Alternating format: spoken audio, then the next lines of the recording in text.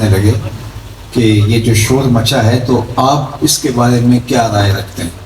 تو میں نے ان کو کہا کہ آپ یہاں جو اساتذہ رکھتے ہیں تو ان کی کوئی ڈگریاں چیک کرتے ہیں یا ویسے رکھ لیتے ہیں؟ انہوں نے کہا کہ ہم کیسے کسی ان پڑھ کو یہاں استاد رکھ سکتے ہیں؟ تو میں نے کہا آپ اس یونیورسٹی میں پڑھے لکھے کو استاد رکھتے ہو تو جس رب نے پوری کائنات کا معلم بنا کے حضور کو مبعوث فرمایا تو ایسے ہی مبعوث فرما دیا۔ انما بعثت معلما، مجھے معلم بنا کر مبعوث کیا گیا۔ تو اسلام کا دوسرا نام دین علم ہے، اور ہمارے اسلاف نے علم پہ کام کیا، اور ہماری تعریف، ہماری پہچان اور ہمارا مقام علم تھا، اور علم کی وجہ سے ہی انسان اپنے دیگر مشارکات سے ممتاز ہوتا ہے۔ حضرت امام اہل سنت امام شاہ احمد رضا خان علیہ رحمہ و رضوان سے کسی نے پوچھا کہ یہ جو مناطقہ کہتے ہیں کہ نطق فصل ممیز ہے، اور یہ حیوان ناطق یہ امتیاز پیدا کرتا ہے حیوان سے، تو کیا نطق فصل ممیز ہے اور یہ درست ہے؟ تو آپ نے کہا درست ہے، لیکن انسان کے شرف کا سبب نطق نہیں ہے، انسان کے شرف کا سبب علم ہے۔ علم کی وجہ سے انسان کی فضیلت فرشتوں کے اوپر ثابت ہوتی ہے، فرشتوں پر انسان کا تفوق جو واضح ہوا وہ بوجہ علم واضح ہوا۔ تو علم کی وجہ سے انسان اپنے مشارکات سے ممتاز ہوا، اشرف ہوا اور افضل قرار پایا، اور ہمارے دین نے ہمیں علم حاصل کرنے کی ترغیب دی۔ ماں کی گود سے لے کر قبر کی آخری دیوار تک ہمیں علم حاصل کرنے کی ترغیب ارشاد فرمائی گئی۔ علماء نے کہا کہ اگر کسی شخص کو یہ بتایا جائے کہ اس کے پاس بہت تھوڑا وقت رہ گیا ہے، جس طرح آج کل ڈاکٹر بتا دیتے ہیں کہ کینسر آخری سٹیج پہ ہے اور آپ چند مہینوں کے مہمان ہو، تو جاؤ جا کے رشتہ داروں سے مل لو اور اللہ اللہ کر لو، معافی تلافی کر لو، تو ویسے اللہ چاہے تو لمبی زندگی دے، لیکن جو ظاہری اسباب ان کو نظر آ رہے ہوتے ہیں تو وہ کہتے ہیں آپ 3 ماہ کے 2 ماہ کے اتنے دنوں کے مہمان ہیں۔ اس طرح کسی کو سزائے موت ہو جائے تو وہ وقت متعین ہو جاتا ہے کہ فلاں دن اسے پھندے پہ لٹکا دیا جائے گا۔ تو کسی وجہ سے کسی کو یہ غالب ظن ہو کہ بس اس کا آخری وقت آ گیا ہے، تو وہ کیا کرے؟ وہ صدقہ و خیرات کرنے لگ جائے، وہ نوافل پڑھے، وہ دیگر اعمال بجا لائے۔ علماء نے کہا وہ علم سیکھنے لگ جائے۔ جو شخص اس حال میں فوت ہوا کہ وہ طالب علم تھا، قیامت کے دن اس کے اور نبیوں کے درمیان صرف 1 درجے کا فرق ہوگا۔ جنت کے 100 درجے ہیں، اس کے اور پیغمبروں کے درمیان صرف 1 درجے کا فرق ہوگا۔ اللہ اس کو اتنا رفیع مقام جنت میں عطا فرمائے گا جو علم سیکھتے سیکھتے انتقال کر گئے۔ تو یہ علم کا مقام ہے، علم کا مرتبہ ہے۔ غزوہ احد کے موقع پر اللہ کے محبوب علیہ السلام کے 70 صحابہ شہید ہو گئے تھے، تو جب تدفین کا مرحلہ آیا تو حضور پوچھتے تھے قرآن کی آیتیں کس کے سینے میں زیادہ ہیں، اور جس کو زیادہ قرآن آتا ہوتا اس کو آگے دفن کیا جاتا۔ تدفین میں بھی ترجیح اس کو دی گئی جس کے سینے میں قرآن کی آیتیں ہیں۔ دنیا کوئی بھی معیار مقرر کرے وہ ان کا خود ساختہ معیار ہے۔ ایک زمانے میں جس کی اولاد زیادہ ہوتی تھی اس کو افضل و اشرف اور معزز سمجھا جاتا تھا، چونکہ جس کی لاٹھی اس کی بھینس، یہ قانون تھا۔ تو اولاد کی کثرت عزت کا سبب اور معیار قرار پائی، اور آج اگر کسی کی اولاد زیادہ ہو تو لوگ اس سے مذاق کرتے ہیں، لیکن ایک زمانے میں یہ معزز ہونے کا ذریعہ تھا، کیونکہ پھر دور بدل گیا، اور آج جس کے پاس مال و زر زیادہ ہے، جس کے پاس پیسے زیادہ ہے، وہ معزز شہر کہلاتا ہے۔ آپ نے عرس کے اشتہارات میں، آپ نے جلسوں کے اشتہارات میں معززین شہر میں کسی غریب تہجد گزار کا نام نہیں دیکھا ہوگا۔ آپ نے معززین میں امراء اور رؤساء کے نام دیکھے۔ اس دور کے اندر لوگوں کا معیار دولت کی وجہ سے، وہ کسی نے کہا تھا کہ اگر صہبان جیسی فصاحت ہو، ابن مکلا جیسا خط ہو، اور ابن ادہم جیسا زہد ہو، اذ اجتمعت فی المرء والمرء مودم فلیس له قدر بمقدار درہم، لیکن وہ ہو بیچارہ غریب تو اس کا کوئی مل نہیں ہے.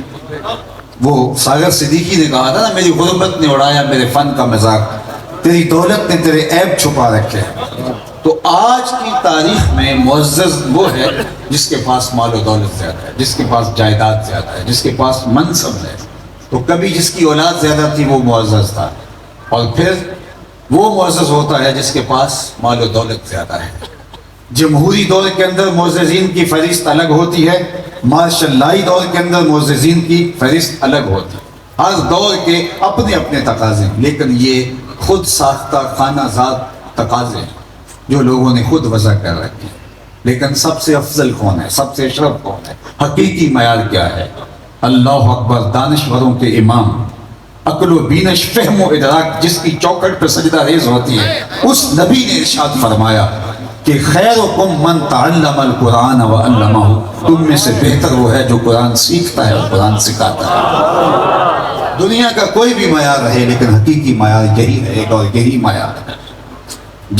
جس کو قرآن دیا گیا، جس کو علم کا جمال دیا گیا، اور اس نے کسی دنیا دار کی ٹھاٹ باٹ کو دیکھا اور اس نے ٹھنڈی آہ بھری، حسرت کی کہ میں تو کنگال ہوں، میرے پاس تو مال و متاع نہیں ہے، میرے پاس تو دنیاوی ساز و سامان نہیں، کبھی کھانا کھاتا ہوں کبھی فاقے کاٹتا ہوں. تو اس کی ٹھاٹ باٹ کو دیکھ کر، اس کی عالی نسب گاڑیوں کے بیڑے کو دیکھ کر اس نے ٹھنڈی آہ بھری حسرت کی، اور اس نے اس انداز سے دیکھا، قد حقر ما آتاہ اللہ، اس نے اللہ کی عطا کو حقیر جانا ہے.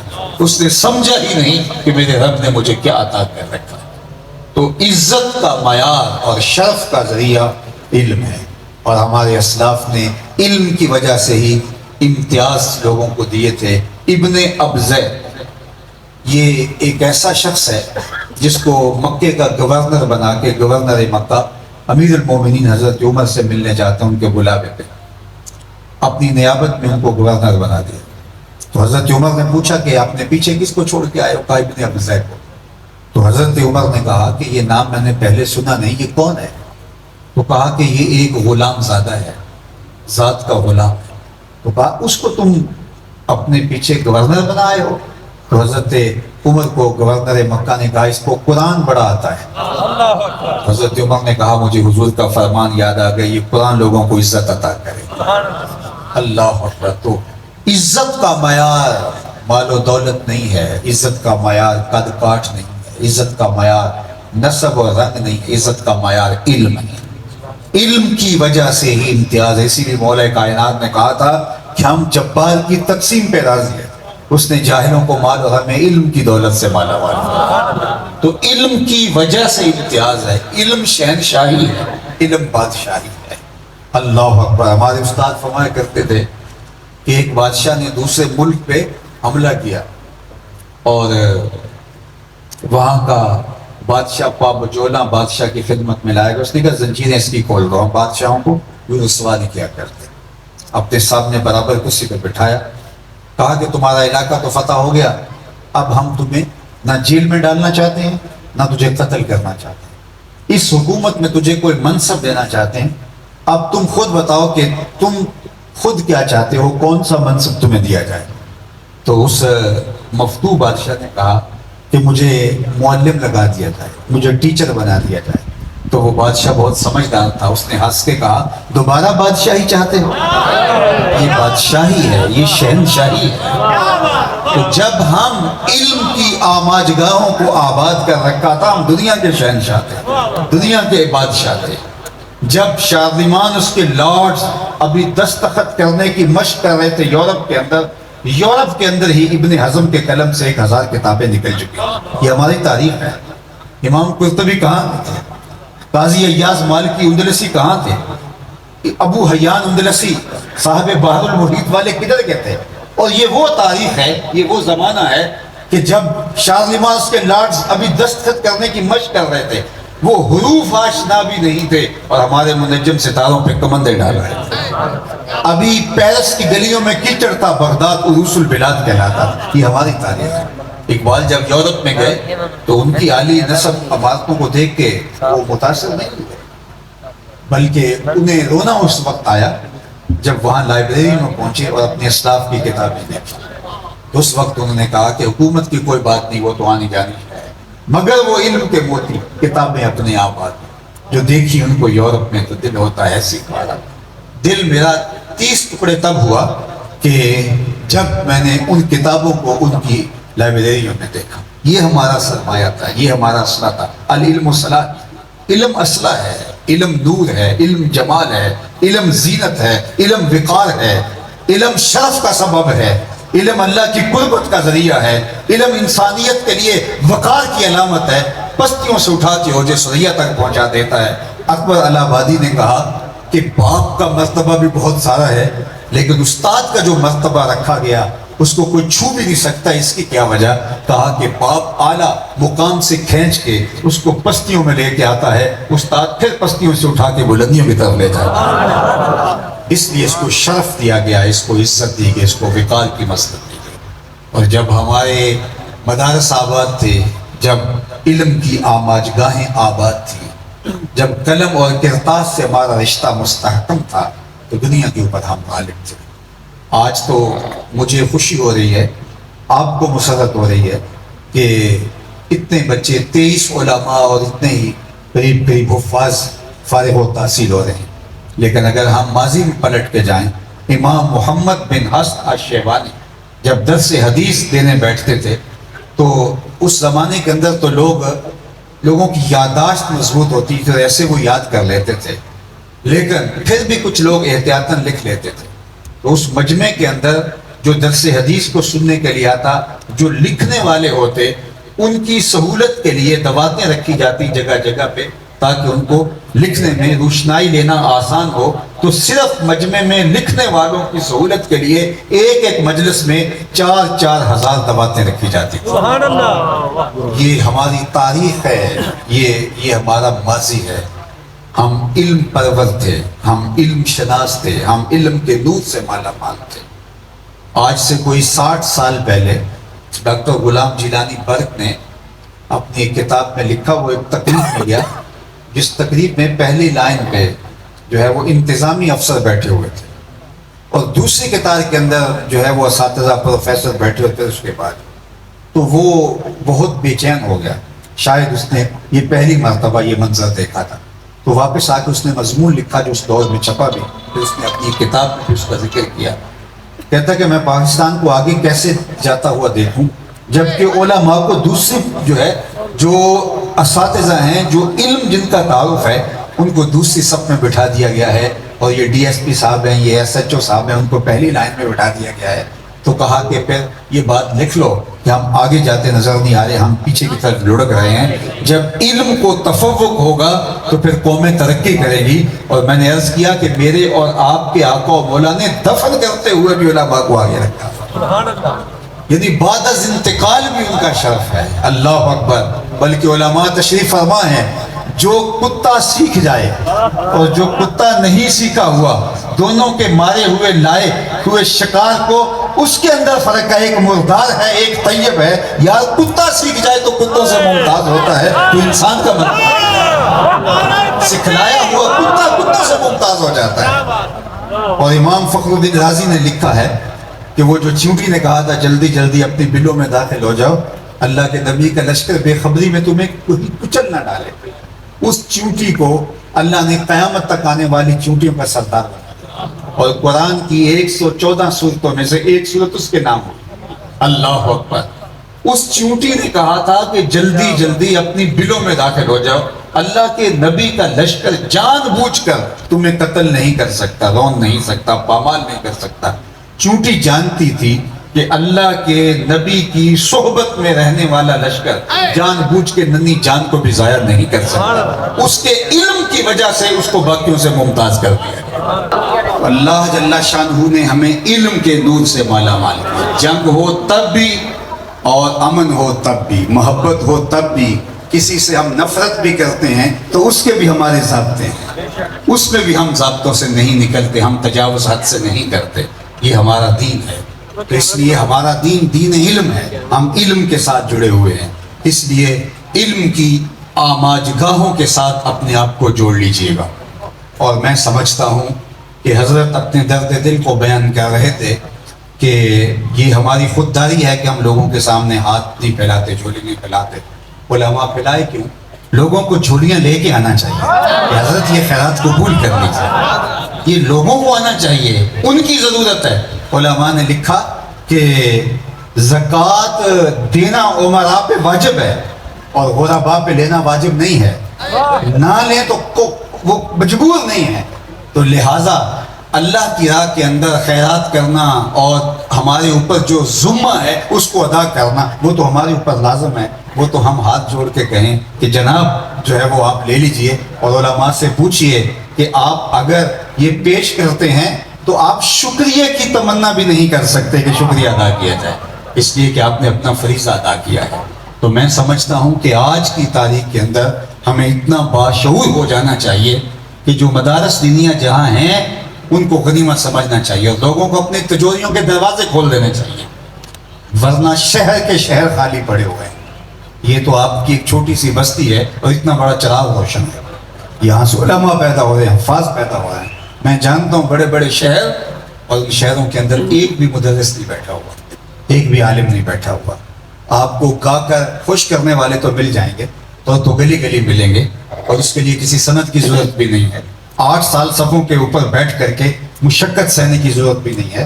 وہ تو بازار سے جو ہے وہ تھوڑی کتابیں خرید لو اور پھر آواز اچھی ہے تو رٹ لو، اور آج تو کیسٹ سے آپ رٹ سکتے ہیں اور لوگوں کو خوش کرو اور لوگ کہیں گے واہ سبحان اللہ۔ تو یہ جو ہے وہ تو آپ کو مل جائے گا اور گلی گلی مل جائیں گے، لیکن مدرس نہیں ملیں گے، عالم نہیں ملیں گے۔ اور ایک وقت آنے والا ہے، فرائض کے بارے میں حدیث میں آتا ہے 2 لوگ لڑ رہے ہوں گے، تیسرا آدمی ان کے درمیان جو ہے وہ تصفیہ کرانے والا نہیں ہوگا۔ یہ وقت بھی آنے والا ہے، اس قدر جو ہے وہ علم اٹھا لیا جائے گا۔ عرض کی یا رسول اللہ کیا سینوں سے اچک لیا جائے گا؟ فرمایا علماء اٹھا لیے جائیں گے۔ اللہ اکبر، علماء اٹھا لیے جائیں گے۔ تو آج جو ہیں ان کو غنیمت سمجھے۔ ہمارے علاقے میں ایک بزرگ گزرے ہیں، حکیم عبدالحی رحمۃ اللہ تعالیٰ علیہ، اللہ اکبر، بہت صالح اور پاکیزہ فکر شخص تھے۔ تو بڑے سادے فقیر درویش، انہیں جو ہے وہ رومی اثر بھی کہا کر جاتا تھا۔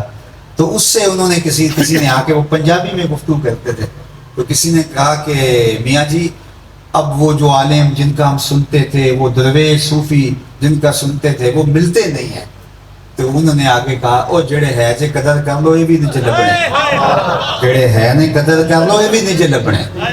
تو آج آپ قدر کریں ان آواز گاہوں کی جہاں علم کے چراغ روشن ہیں۔ میں آج سے چند سال پہلے بھی حاضر ہوا تھا، اور اس وقت تو حالت بہت شکستہ تھی، اور میں سمجھتا ہوں کہ آج بھی کوئی ایسا مدرسہ نہیں ہے جس طرح کہ ہم اپنے گھروں کو مرصع کیا ہے۔ آج جو ہے وہ کمروں کی تعداد زیادہ ہو گئی ہے، لیکن حالت جو ہے طلباء کی تعداد زیادہ ہو گئی ہے، مدرسین کی تعداد زیادہ ہو گئی ہے، لیکن حالت تقریباً ملتی جلتی ہے۔ تو آپ کے شہر کی سب سے خوبصورت عمارت مساجد اور مدارس ہونے چاہیے، اور اس کے لیے کوئی مسئلہ نہیں ہے۔ جتنے لوگ آپ آگے بیٹھے میرے سامنے، ان کی تعداد جو ہے وہ ہزاروں میں ہے، صرف اتنے لوگ عزم کر کے اٹھ جائیں کہ یہ ذمہ ہمارے یہ مدرسہ ہمارے ذمہ رہا، صرف اتنے لوگ۔ اور وہ یہ نہیں ہے کہ وہ ہر ماہ لاکھوں روپے دیں، بس جتنا ان سے بن سکے، جتنا ان کی گنجائش ہو، وہ کہیں کہ یہ فرض ہے ہمارے اوپر کہ ہم نے ہر ماہ اس جامعہ کے لیے کچھ کرنا ہے۔ تو آپ دیکھیں گے کہ یہاں کام ہو رہا ہے تو یہ مدرسہ کتنا عالی شان بنتا ہے۔ ویسے مدرسے عمارتوں سے عالی شان نہ بھی ہو، اصل تو اس کا نظم ہوتا ہے، اصل تو تعلیم ہوتی ہے۔ لیکن جس دور سے ہم گزر رہے ہیں، تو اس دور کے اندر جو دور کے تقاضے ہیں، ہمیں عالی شان مدارس قائم کرنے ہیں اور بہتر انداز سے ان کو لے کے آگے جانا ہے۔